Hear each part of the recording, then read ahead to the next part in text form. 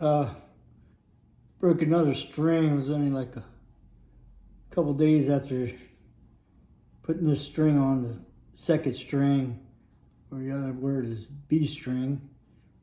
So I put these other saddles on here thinking that's going to help, and it really hasn't made a difference. So today I'm going to just kind of show you how we can replace this saddle. I'm going to put the original one back on there, the bridge saddle, and take the old one off. And I'm going to show you an easy way to get that off. You see how you have to get like a little screwdriver in there. If you don't have a little screwdriver, here's a little trick. Kind of a caveman way of doing it, but just kind of lift it up, and then you just want to take it, turn it off. I mean, if you got one of those expensive fenders or something, you might want to do that kind of stuff to it. But anyway, I got a mediocre kind of guitar. It's not the cheapest, not the best. But anyway, I want to show you how to do this. So you just kind of lift it, twist it off, and then do this without a screwdriver. See, I'm just rotating it around. You can even hold the screw, in case it keeps turning with you. I think that's what it was doing to me. That's why it's taking a little longer to get it off. See, I got it off already. So you just back that screw out of there, take the spring out, and then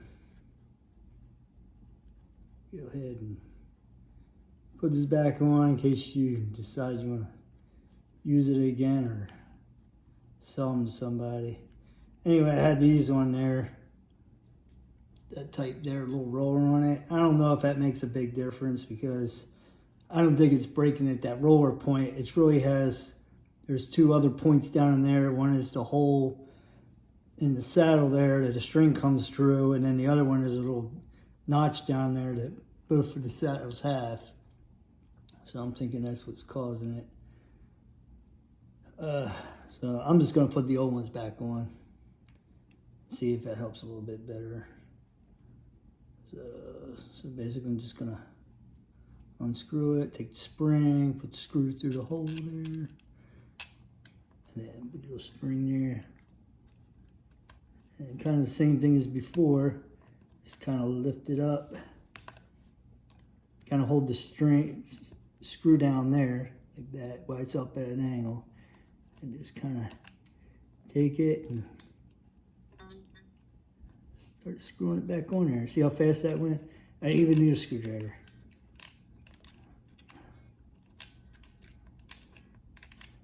Actually, I don't have a screwdriver anyway. That's kind of like flat like that and long. So this way you at least keep some metal object away from the screw back here on that saddle. You can basically screw it to where you want it. I think there's probably a little bit, it's pretty much where it was. So if I did that and it stopped, you could just push this back a little bit and turn the screw like that. Just kind of turn it a little bit, a couple times. And then, get the saddle in line where you want it at. And then the other thing, you got this tool here. This is to raise the saddle up and down by turning that, and it gets the strings in line. It can lift the strings high and low on your fretboard. I'll save this for later. Okay, so we did that. So we're going to go ahead and get our string now. Here's the string, my second string I broke. If you don't have this tool, get one of these. It's going to save you a lot of work. If this ever breaks, because it's cheap plastic, what I did was I just put a screw in there, and it made nice tape. Before it was just like a little plastic thing holding it, and it broke off. Instead of throwing it away, I did that. Put that screw in there, and that thing might last forever, as long as this part doesn't break.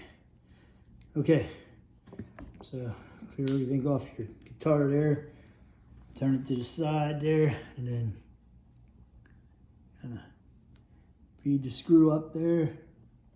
All right, one shot, no problem. Sometimes the screw don't go in there right away.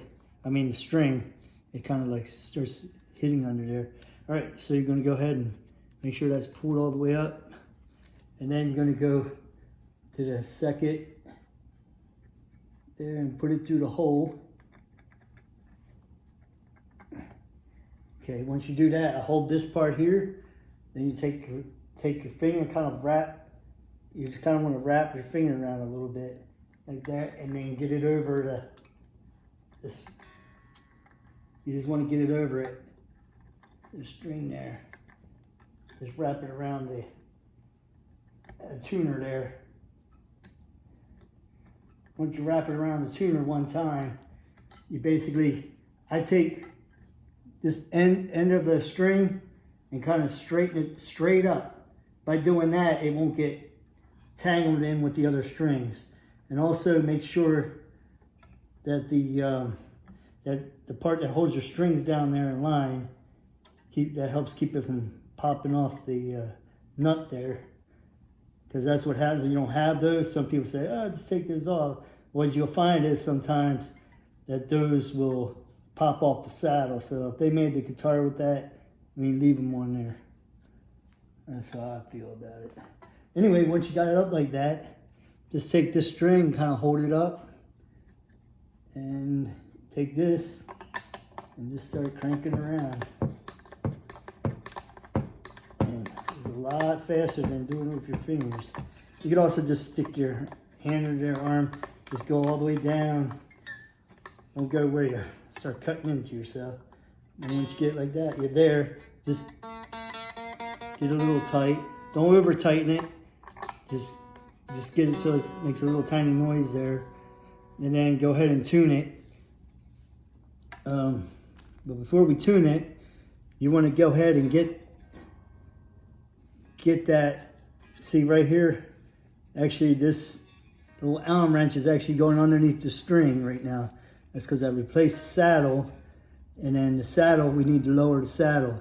So we just take it, there's two little screws, set screws in there, and you just turn them back, and then we're gonna get it to go down lower, and then it'll start lowering the string. What I do is, I just take this, because these are already in line, so I'm not need to play with that. I just go like that, until that rides over without pinching there or touching. And then I just keep doing that until that kind of rides over top of that, you know, just a little bit. You don't want to start making it lower either, but just see how, just wait a little bit more. Also, you can feel the other ones too to see if, you know, like this one kind of low. That's pretty good. Okay, let's try it now. Yeah, look at that. See, it's riding right over top of it. So they're pretty much all in line now. And that's what you do. And then, if you don't have a pair of these, go get yourself a little metal snipper there, so you can cut off the ends. I don't like them hanging over because, you know, sometimes you can, you know, you poke your eye with it, you know, who knows, but I take a chance. So I cut them off, and then got one here at the earlier, so I'll cut that one off too.